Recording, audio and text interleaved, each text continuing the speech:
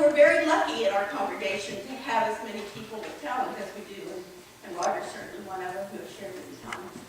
But also among all of us who have gifts, we have David Estes, and David is a member of our congregation, and in Becky and Bill's absence, because they're at a retreat this weekend, David is going to bring our message, so please welcome David.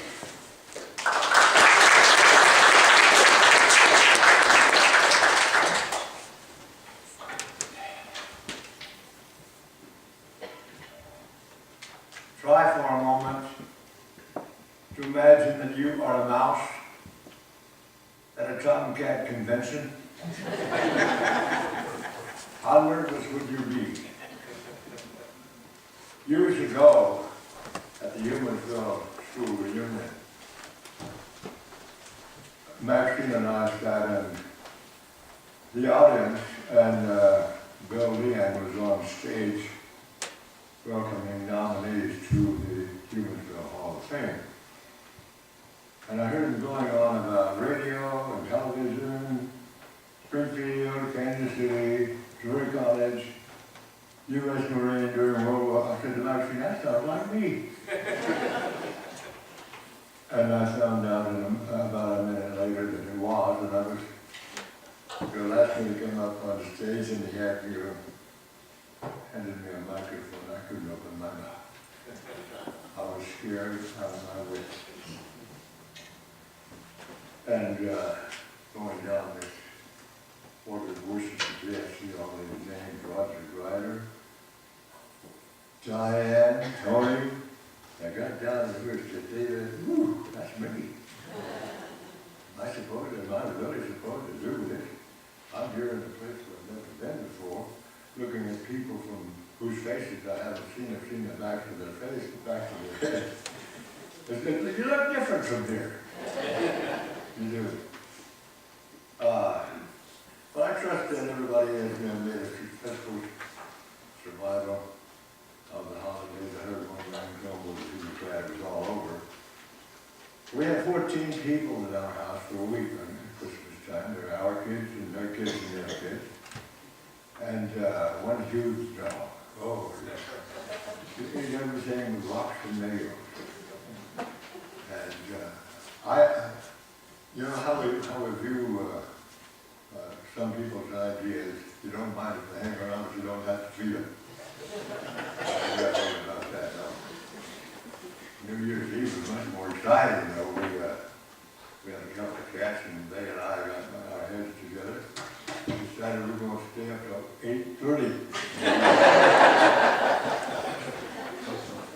We figured that nothing important was going to happen after that time. They made it. I did not. I come from a family of preachers and teachers. When my brother Lois was 4 years old, he preached his first sermon. What he did was he herded the family into the living room and climbed upon a chair and began to distribute the gospel as it had been revealed to him. The sermon lasted for maybe a minute. And then when he got through, he raised his arms and said, "Now give me some money." And that was his impression of what preaching was all about. I'm not a preacher. I'm not a teacher. What I am is a recovering sinner. And I've been trying for a long time to work my way out of that. I haven't always been 91 years old. There was a time when I was 9. We lived in Shamrock, Texas, where my father was the minister to Cumberland Presbyterian Church. In the summertime, we had what we call a youth camp. You're familiar with that? Well, all of us Estes kids went.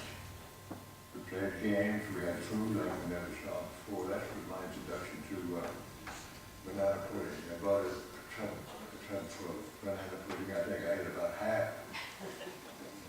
But I have never in my life had banana pudding that tasted as good as that.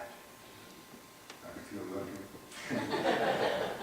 But in the evening, of course, we had worship services. We sang hymns, we held hands during kumbaya and listen to a sermon or an inspirational talk. And as usual, there was an altar call.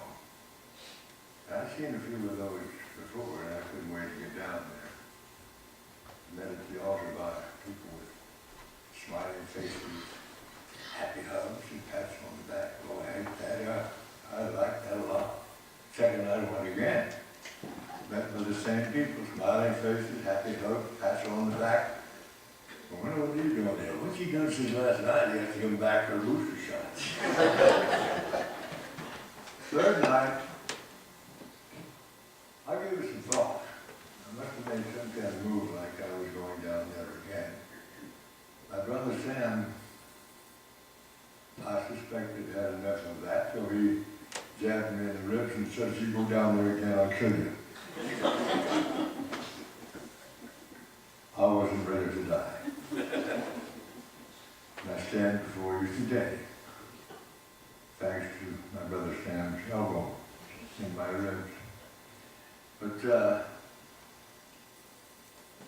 there's something else I wanted to know here. If I don't lose my place, I'll tell you what it is. Yes. Okay. In the 9th chapter of Luke, we find the passage where Jesus says to the disciples, who do they say that I am? And Simon Peter, the designated mouthpiece for the 12, spoke up and said something, said that you are Elijah returned from the grave. Others say you are John the Baptist. And Jesus said, well, who do you say that I am? Peter again said, you are Christ of God.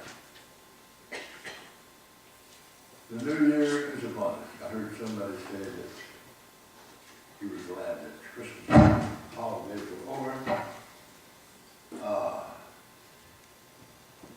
But it's supposed to be a joyous time. Our kids have been coming to our place for Christmas for over, 39 years now.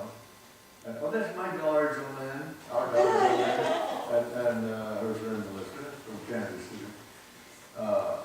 Be nice to them, am I right? But we don't know how many people there were in the crowd when Jesus asked those questions. This made them difficult. I wondered how many of them said thank you after he healed some of them, and many of them, and fed a lot of them. I recently took a look at myself, and I think this is the time of year when we often do that. We look back, and we should be looking forward, I think. What's going to happen to us from now on? Who are we? And I took a look at myself a while back, and if you will bear with me for a little while, I'm going to share with you some thoughts about who I think I am and what I believe. I'm a child of God, created by Him who created all things. In the spirit of Him who asks that I believe in Him, believe in His Son Jesus as the Christ, believe in what Jesus taught, and to do as He did. God does not impose Himself upon me. He blessed me with the capacity to make choices for myself, between good and bad. And I'm responsible for the consequences of those choices. He makes the rules, He sets the parameters, that leaves it up to me to abide by them. I'm taught if I ask Him, He will deliver. Jesus said, if you believe all that you ask, you will receive through prayer. Now think about that for a moment. If you believe all that you ask, you will receive through prayer. 3 years ago, Thanksgiving, my wife Maxine had a stroke. I never prayed so hard in my life. I said, God, where are the miracles? Why can't you just help her walk? Surely there's a miracle out there someplace that hasn't been used. Why are you waiting? My mother believed that you can't bargain with God. My mother was a devout Christian for 94 years.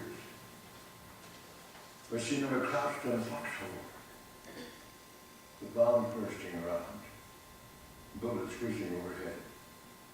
She never heard the agonized cries, God, get me out of this hole, get me out of this war, get me home in one piece. And I will do whatever you say. The bomb stopped bursting, the bullets stopped whizzing, and many people stopped remembering the deal that made with God. He held up his end of the bargain. Many others did not.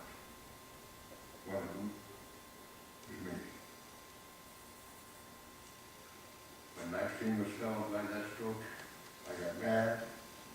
I screamed, I cried. Where are the miracles, God? Why don't you just wave your hand and make her able to get up out of that wheelchair and walk across the room? Well, it took a while, but after it finally occurred to me that maybe God had used up his allotment for miracles for Matthew and me. After 7 weeks in Cox South, we went home, and we stayed there for 2.5 years. I took care of her, a miracle in itself. And I never could have done it without the help of the Lord. She could have been paralyzed from the neck down. She was not. With the help of therapy, she was able to regain her voice. Another miracle. Well, I decided it was time I took another look at myself, what I prayed for, and to whom I prayed. It was time I started thanking him for what he had already done, to knock off the groaning in the morning and shouting and the screaming and crying. Can you say thank you, Lord, for all these wonderful things that you've already done? There are those who say that if our prayers are not answered, it's because God had turned away from us. Well, you and I know that isn't true. We're the ones who turn away from God.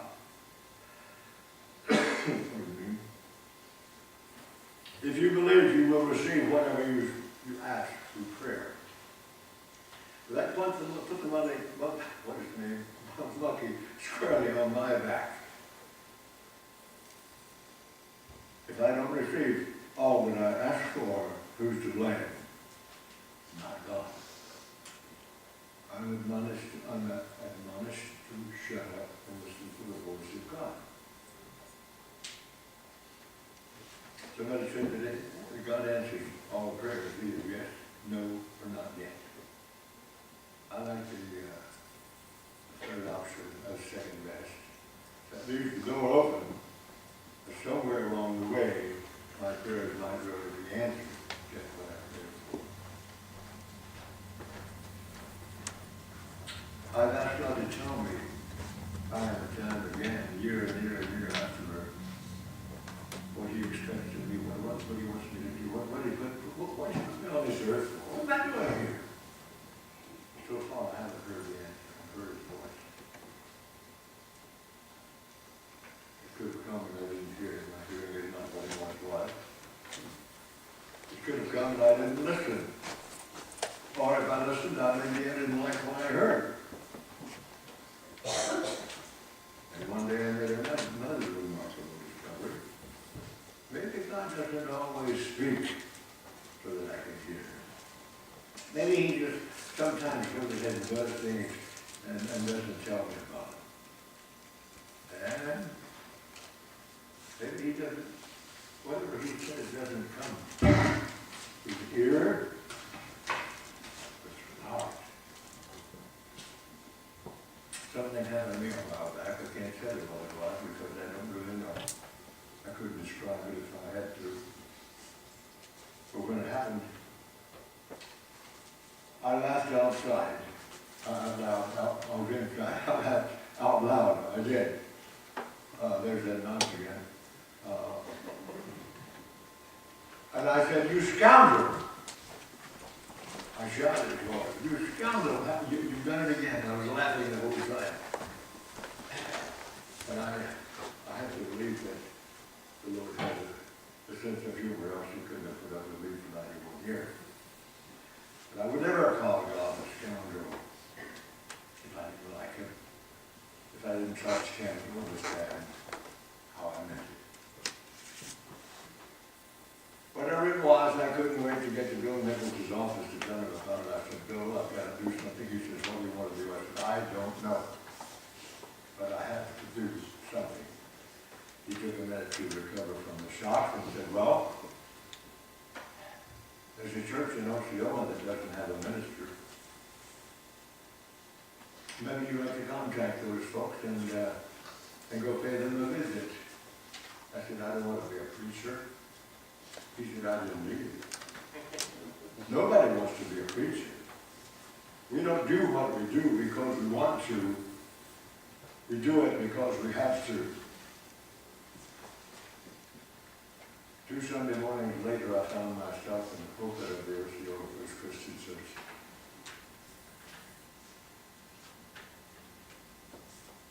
And beautiful little church, life area, training, very attractive, sanctuary, seat about 200. It was filled with the Spirit of God, and 6 people, of whom I was one. And they got the full treatment. I told him then, but I'm telling you now, I have to do something. There's a story of the elderly gentleman who used to come in the back door of the church, the sanctuary, and find the back pew, find the seat upon which he had sat for 47 years and never moved forward. One day somebody asked him, Mr. Wilson, why do you always come in the back door, sit down on the back pew, and never move down to the front? Mr. Wilson said, well, I'll tell you what, I'm afraid if I get too close down there, somebody might ask me to do something. Mr. Wilson, wherever you are, I say to you, if for 47 years you showed up on Sunday morning, front door, back door, sideways, you did something. God was pushing me to do something. I have no plans for dying. You're not the first to hear that. I told God the same thing. He already knew that. What can you tell God that you don't really know? He said, okay. But he missed a wonderful opportunity because I left the door open for him to tell me, answer these questions about myself. What am I doing here? What am I supposed to do? What do you want me to do? He didn't open his gap. He didn't tell me anything. Anyway, in the time I have left, I hope somehow to do something to make up for all the time that I have done so little. God should ask me today, what have you done for me lately? I would have to say not much. Not much. I need to make up for all the times I have not loved my neighbor as myself. For all the times I have not done unto others as I would have them do unto me. For the times I have walked by on the other side like that priest and the Levite, when I encountered somebody with a need which I may have been able to fulfill. How long has it been since I gave drink to the thirsty, food to the hungry, visited the sick? I have a long way to go.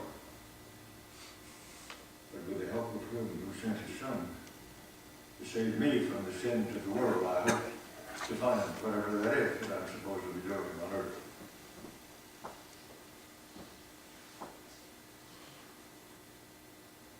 Jesus said to the disciples, as my Father sent me, I not send you.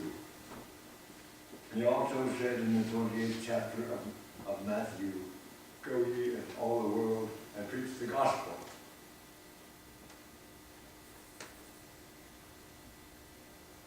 I don't know whether he was talking to me then, or if his statements were confined to the disciples. But somebody was talking to me, somebody was saying this to me.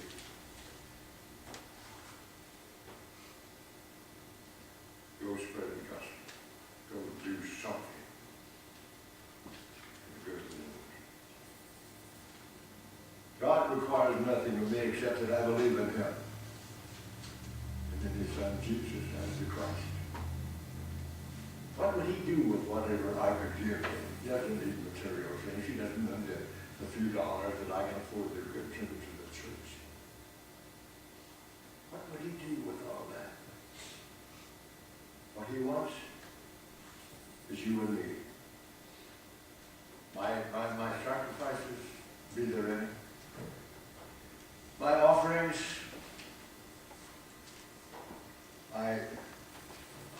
my adherence to his will. All these things are designed, I believe, to test us as symbols of belief in him. And showing our faith in that he will do what he says he will do. If I come through with my parts to do what I'm supposed to be doing, the rewards that he promises are out of this world. I believe God created heaven and earth and everything in between. There are those who search for proof that the world just appeared by some magical means, other than by the hand of God. Some believe in Darwin's theory of evolution. I think he will agree with me that a theory is a theory only. Until somebody comes forth with the evidence to prove that it's a fact. Darwin had none. Atheists are big on that. Condemning God, saying it doesn't exist. They can't spend thousands of dollars for billboards in Times Square trying to convince us that we don't need Christ at Christmas. Yet I contend that the atheists are the walking proof that God does exist. Take away God, you take away the atheist. Without God, the atheist would have nothing not to believe in. They didn't ask me. No matter how far back they go, whatever they look for, whatever they find, they've forgotten who's in charge. Wherever they go, God has already been there, done that. We've heard it forever, and it will forever be true. God himself said, there are no gods before me. That's what I believe, and that's who I am. There's not God. Who? I hope one day he will see fit to lay an arm across my shoulders and say, well done, good and faithful servant. I believe God sees things in us, qualities in each of us, that we don't see. I don't know what he sees in me, and he's not talking. But I do know this. I have to do